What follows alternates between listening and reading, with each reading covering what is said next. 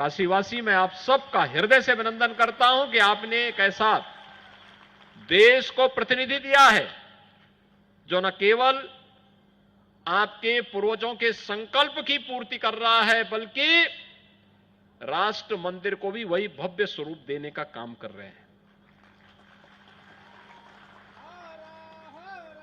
और ये भव्य स्वरूप देने का ही परिणाम है कि आपने इस बार के महाकुंभ प्रयागराज को देखा होगा। मां गंगा, मां यमुना और मां सरस्वती की त्रिवेणी में महाकुंभ का आयोजन कितना भव्य था, कितना दिव्य था। पूरी दुनिया 66 करोड़ से अधिक श्रद्धालु एक स्थान पर आ गए, 45 दिनों के इस आयोजन में सहभागी बने। दुनिया किम कर्तव्य विमूढ़ थी, आश्चर्य कर रही थी, अभिभूत थी, अविस्मरणीय, अकल्पनीय दृश्य उसके सामने था। जो लोग हमसे कहते थे हिंदू समाज में भेदभाव है, उनकी आंखें खुली की खुली रह गई कि एक ही संगम में कोई जाति नहीं, कोई मत नहीं, कोई संप्रदाय नहीं, महिला पुरुष का भेद नहीं। यही तो सनातन धर्म की सही पहचान है। महाकुंभ ने पहचान फिर से दे दी। भव्य राष्ट्र मंदिर का यही स्वरूप है जो हम लोगों ने महाकुंभ के अवसर पर देखा है। और सचमुच इस भव्य राष्ट्र मंदिर के इस भव्य स्वरूप का श्रेय काशीवासियों को जाता है, क्योंकि काशीवासियों ने देश की संसद में ऐसा प्रतिनिधि चुनकर के भेजा है। मैं भी इस प्राचीन राम मंदिर के इतिहास को देख रहा था। कितना गौरवशाली इतिहास है, कितना गौरवशाली इतिहास है। लोग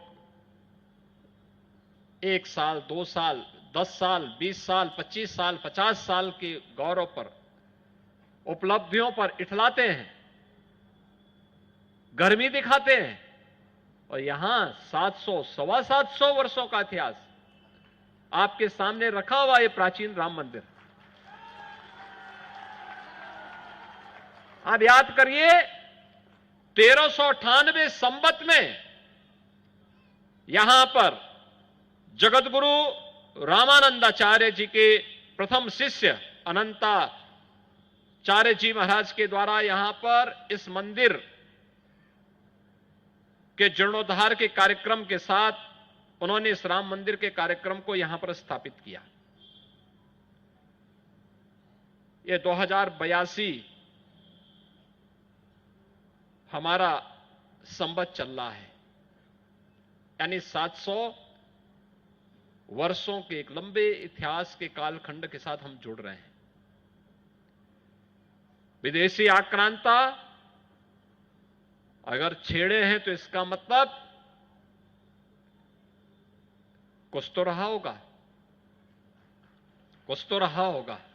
और कुछ क्या था वो यहीं का इतिहास बताता है, यहां का इतिहास बताता है। यहां पर इसी मंदिर में रह करके, इसी मंदिर में रह करके जगतगुरु अनंताचार्य जी और उनके शिष्य नरहरिदास जी महाराज और उनके शिष्य गोस्वामी तुलसीदास जी ने अपने शैशव अवस्था के 5 वर्ष वेद और वेदांत के अध्ययन के लिए इसी स्थान पर व्यतीत किए थे।